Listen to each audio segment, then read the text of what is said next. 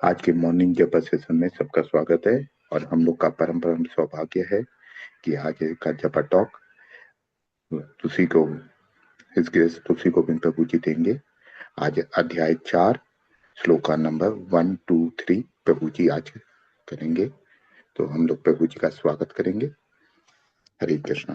धन्यवाद प्रणाम प्रभु जी। प्रभु जी आप प्लीज कंटिन्यू कीजिए। वाञ्छाकल्पतरुभ्यश्च कृपा सिन्धुभ्येव च पतितानां पावनेभ्यो वैष्णवेभ्यो नमो नमः। अनंत कोटि वैष्णव वृंद की जय, समवेत भक्त वृंद की जय। आप सब लोगों का स्वागत है आज के इस चौथे अध्याय में, जिसका शीर्षक है दिव्य ज्ञान, श्रीमद् भगवद गीता यथारूप, चौथा अध्याय। तो इसमें हम आज 3 श्लोक देखने वाले हैं जो हमको बताया गया है। अब पूरी भगवद गीता का महत्व सब जानते ही हैं और इसमें हर श्लोक का महत्व भी है, हर अध्याय का। आज का ये अध्याय तो स्पेशल है। कर्मयोग के बाद सीधा दिव्य ज्ञान, उसके बाद कृष्ण भावना भावित कर्म, निष्काम कर्मयोग।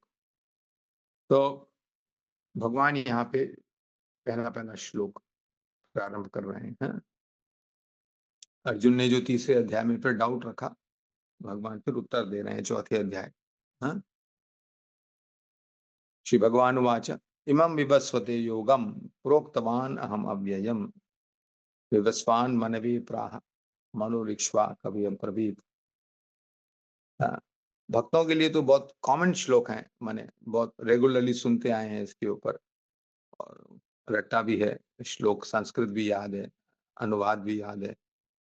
मगर जो अभक्तगण हैं, जो केवल भगवद गीता को थोड़ा बहुत देखते हैं, वो ये श्लोक शायद नहीं भी जानते हैं, क्योंकि ये जो श्लोक जो इस श्लोक में बताया गया है, अगर सब लोग जान ले क्या, तो फिर उसकी चाबी मिल जाती है, कुंजी मिल जाती है कि कैसे हम भगवद गीता के ज्ञान में प्रवेश कर सकते हैं, अपने जीवन में भगवद गीता का ज्ञान का लाभ हम उठा सकते हैं, उसका हम प्रयोग कर सकते हैं, ये चाबी मिल जाती है। तो आज के इन 3 श्लोकों में यही कृष्ण बताने वाले हैं।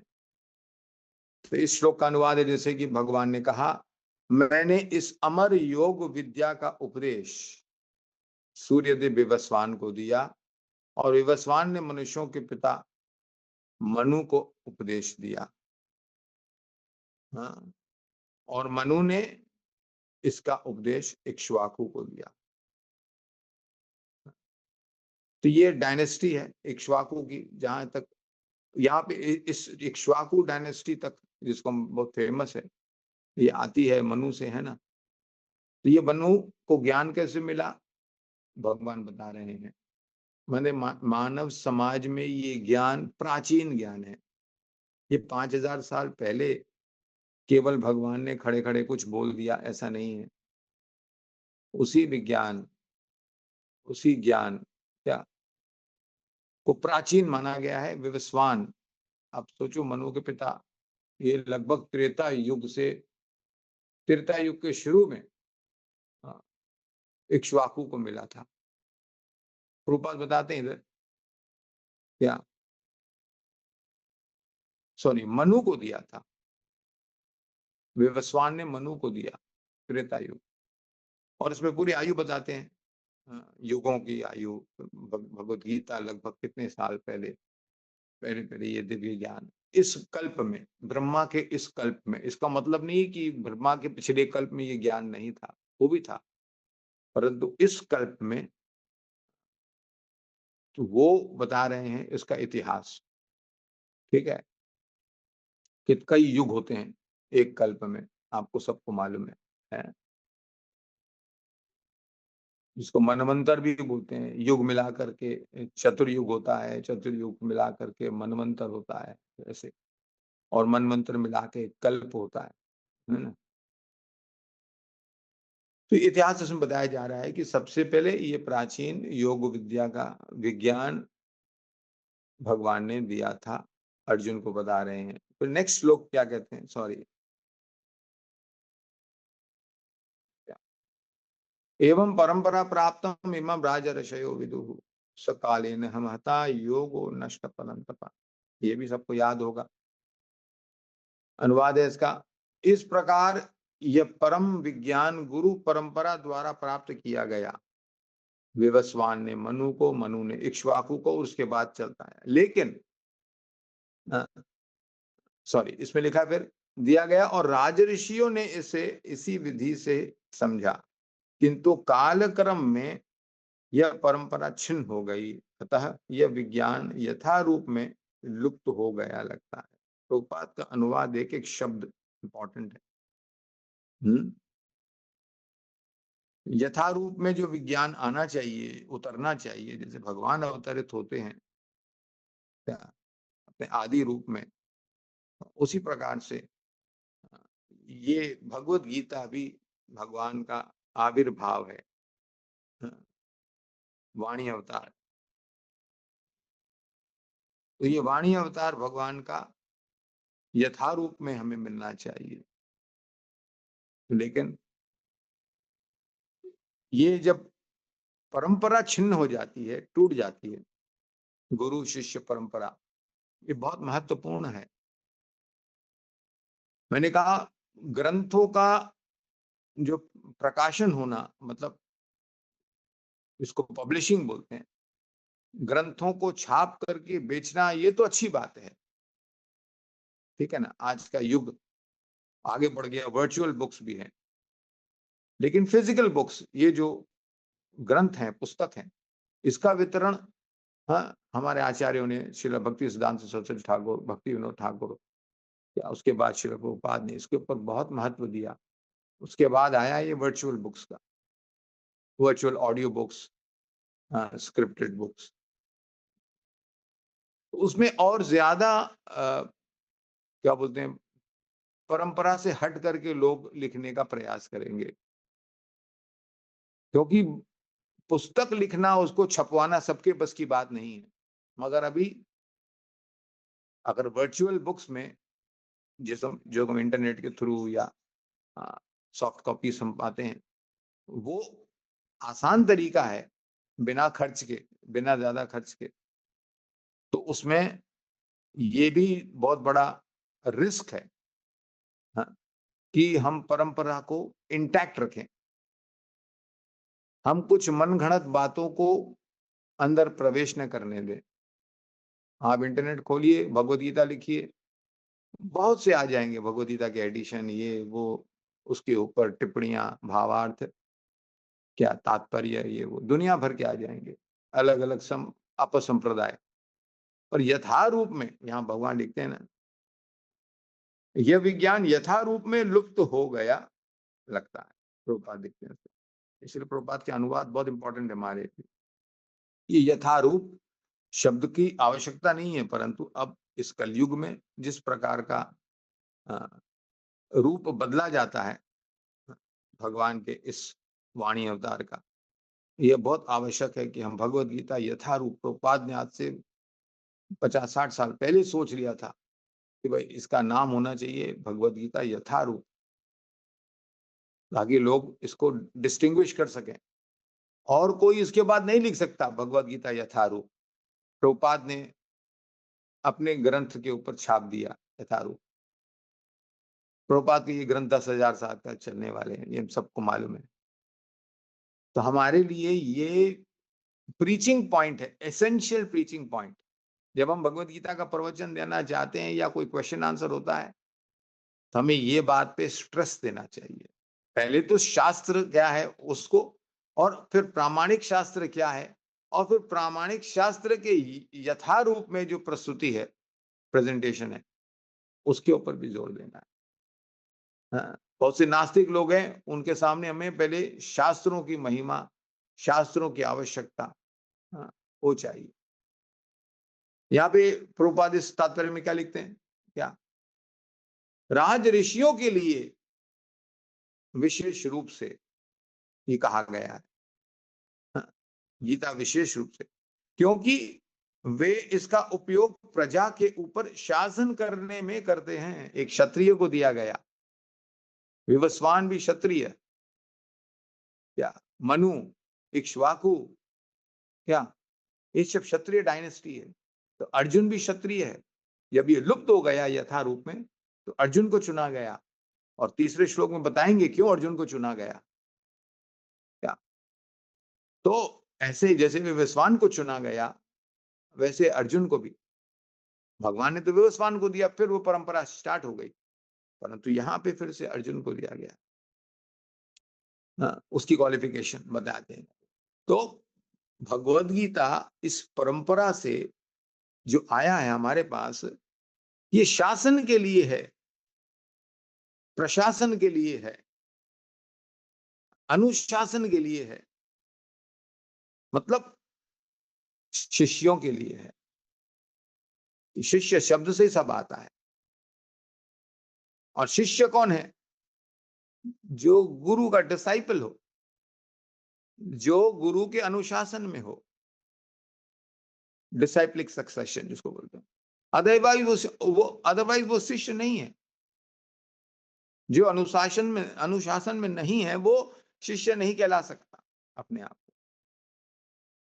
इसी को पंजाबी में सिख बोलते हैं, जैसे हम शिक्षा बोलते हैं, या सिख माने की स्टूडेंट बोलते हैं, जो शिक्षा प्राप्त करता है। तो जो भी है, जब तक कोई प्रामाणिक शिष्य नहीं बन जाता, और शिष्य के गुण क्या क्या है वो तो भगवद गीता में बताए जाते हैं। तो यहाँ पे भगवान ने सब कुछ बता दिया। विज्ञान, शिष्य क्या है, गुरु क्या है, गुरु परंपरा क्या है, ये ज्ञान क्या है, ये इसके उपदेश का प्रयोग क्या है, प्रयोजन क्या है, ये सब कुछ भगवान ने इसी गीता में बता दिया। ये मैनुअल है गीता के ऊपर। तो मतलब हम इतना कुछ बोल सकते हैं, इतना बोल सकते हैं कि माने कि, और सब कुछ लॉजिकल, सबको एक्सेप्ट, कोई भी इसके ऊपर तर्क नहीं कर सकता। बिल्कुल प्रभुपाद ने इसको और ज्यादा लॉजिकल बना दिया।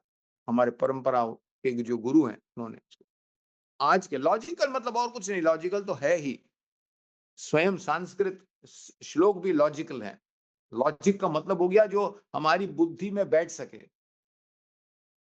हमारी बुद्धि उसको स्वीकार कर सके, अंधविश्वास की तरह नहीं। क्या तो अंधविश्वास का मतलब भी शब्द आ गया सामने। अंधविश्वास का मतलब क्या हो गया? किसी अंधे के ऊपर विश्वास करना। हमको स्कूल में बताया गया अंधविश्वास का मतलब आंख बंद करके अंधा बन के किसी के ऊपर विश्वास करना नहीं। अंधा बन के विश्वास करना तो ये तो स्वाभाविक है। विश्वास करने का मतलब ही है विश्वास करने वाला बुद्धिहीन है, नेत्रहीन है। क्या लेकिन जिसके ऊपर हम विश्वास करते हैं वो नेत्रहीन न हो, वो बुद्धिहीन न हो, वो अज्ञानी न हो, वो अज्ञान के अंधकार में न हो, तब हम उसको बोलते हैं अंधविश्वास। जब जिसके ऊपर विश्वास करे, जो लीडर है या जो गुरु है, जो पिता है, जो भी, वो अपने आश्रित को गुमराह करे, सही पथ न दिखाए। अगर वो अंधा है तो अंधा यथा अंधोपधि माने, एक अंधा 1000 अंधों को खड्डे में ही गिराएगा। तो अंधे के ऊपर विश्वास करना ही अंधविश्वास है। हम अंधे हैं तभी हम किसी चक्षु वाले के, किसी ज्ञानी के ऊपर हम विश्वास करेंगे, क्योंकि हम ज्ञानी नहीं है, हमारे पास दिव्य ज्ञान नहीं है, दिव्य दृष्टि नहीं है। तो इस दिव्य दृष्टि के लिए किसी दिव्य व्यक्ति के पास, दिव्य ज्ञानी के पास या दिव्य दृष्टि वाले के पास जाके हमको उसके ऊपर विश्वास करना है। नहीं तो क्या होगा? ऐसा नहीं कि हमने 1 साल तक विश्वास किया फिर हम छोड़ के किसी और के पास जाएंगे, ये गलत गुरु, ऐसा नहीं है। अगर 1 साल तक किसी अंधे के ऊपर हमने विश्वास किया, 2 साल तक विश्वास किया, तो विश्वासघात हो रहा है। वो हमारी बुद्धि को भ्रष्ट कर देगा, हमें इतना अंधा बना देगा कि हम किसी दिव्य ज्ञानी व्यक्ति के ऊपर विश्वास नहीं करेंगे। फिर हम ऐसा पर्दा आ जाएगा हमारे ऊपर कि हम जो प्रामाणिक गुरु है उसका भी तिरस्कार करेंगे हम। ये बहुत बड़ा खतरा है। जैसे कि मायावाद, बहुईश्वरवाद, शून्यवाद या निर्विशेषवाद, ये जितने भी वाद हैं वचन बोलने वाले, इनके ऊपर अगर विश्वास कर लिया हमने तो हमारी बुद्धि भ्रष्ट हो जाएगी, कृष्ण से हम दूर हो जाएंगे, कृष्ण परंपरा से हम दूर हो जाएंगे। इसके लिए सब विधियां यहां बताई गई है इस भगवत गीता में। अर्जुन को क्यों चुना गया? सॉरी, समय निकल गया है। लास्ट का श्लोक आज का, तीसरा नंबर। हाँ, भगवान कहते हैं स एवायम मया तेध्य योग प्रोक्त पुरातन भक्तोसी में सखा चेती रहस्यम ये तदुत्तम। आज मेरे द्वारा वही यह प्राचीन योग यानी परमेश्वर के साथ अपने संबंध का विज्ञान तुमसे कहा जा रहा है, क्योंकि तुम मेरे भक्त हो। विश्वसनीय व्यक्ति जिसको बोलते हैं ना, आश्रित, तथा मित्र हो, संबंध भी बताया गया है, समर्पण भी बताया गया। भक्त माने समर्पण, मित्र बताया गया माने संबंधी। क्या? अतः तुम इस विज्ञान के दिव्य रहस्य को समझ सकते हो। या मित्र हो, ये बहुत जरूरी है। मित्रता का मतलब हो गया सेल्फलेस रिलेशनशिप इसको बोलते हैं। और भक्त होना भी जरूरी है। अगर भक्त नहीं है तो वो ईर्ष्या करेगा। आगे कहते हैं दूसरे अध्याय में, क्योंकि तुम ईर्ष्या रहित हो, तुम द्वेष नहीं करते, इसके लिए वो क्वालिफिकेशन ही तुम्हें शिष्य बनाती है। Anyway, I stop here. ये विषय लंबा है, इंटरेस्टिंग है, one of my favourites. Hare Krishna. I stop here. Hari Hari बोल प्रभु जी, हरी हरी बोल। बहुत बहुत बहुत सुंदर प्रभु। प्रभु इसमें ये जो दिव्य ज्ञान बोला गया है, ये भगवान से जुड़ने को दिव्य ज्ञान बोला गया है। यस, दिव्य ज्ञान का मतलब आत्मा और परमात्मा संबंधी ज्ञान और विज्ञान। आत्मा दिव्य है, परमात्मा दिव्य है, उसके ज्ञान को दिव्य ज्ञान बोला गया है, इन शॉर्ट, संक्षेप में।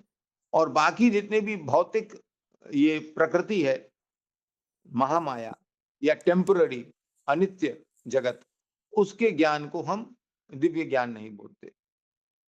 हाँ, लेकिन दिव्य ज्ञान से जुड़ा हुआ कोई भी ज्ञान वो दिव्य ज्ञान हो जाता है, चाहे वो दूसरों को भौतिक क्यों न प्रतीत हो, लेकिन वो भी दिव्य ज्ञान है। ठीक है? जी प्रभु, जी प्रभु। हरी हरी बोल, बहुत सुंदर। वेंकटेश्वर प्रभु, आपका कोई क्वेश्चन है? प्लीज। हरे कृष्ण, दंडवत प्रणाम प्रभु जी। दंडवत। प्रभु जी, श्लोक 2 में जैसे बोला, इस प्रकार यह परम विज्ञान गुरु परंपरा द्वारा प्राप्त किया गया और राजऋषियों ने इसी विधि से इसे समझा, किंतु कालक्रम में यह परंपरा छिन्न भिन्न हो गई। तो भगवान को पता है ये छिन्न भिन्न हो गया, फिर क्यों भगवत गीता में ही, माने युद्ध के समय में अर्जुन को ही उन्होंने क्यों चुना कि इसी समय फिर से मुझे ये ज्ञान देना है करके? भगवान देख रहे हैं कि ये छिन्न हो गई है, तो दूसरी बार क्या भगवान का अवतार ही इसके लिए हुआ है ना, धर्म की स्थापना करने के लिए। तो धर्म की स्थापना या किसी भी धार्मिक राज्य की स्थापना या राजा की स्थापना होती है तो, है ना, तो उसके लिए दिव्य ज्ञान नहीं हो तो क्या। जैसे कि कोई भी सरकार बनती है कोई, तो अपना एक उनका एक मैनिफेस्टो होता है या उनका कोई कॉन्स्टिट्यूशन इंडिया का होता है, उसको फॉलो करते हैं। या कोई नई कंट्री में नई सरकार तो नया मैनिफेस्टो या नया कॉन्स्टिट्यूशन बनाती है। तो उसी प्रकार से उसे मालूम है इस युद्ध के बाद नया राज्य बनेगा, क्या नए राजा बैठेंगे, तो ये दिव्य ज्ञान जरूरी है उसके लिए। इसीलिए धर्म की, उन्होंने इसी टाइम को चुना है। हाँ, धर्मराज युधिष्ठिर बैठने वाले हैं, उसे मालूम था। तो धर्म क्या है उसकी व्याख्या भी भगवान ही करेंगे ना। हाँ, यस प्रभु। हरे कृष्ण। थैंक यू प्रभु जी, थैंक यू। हरी हरी बोल।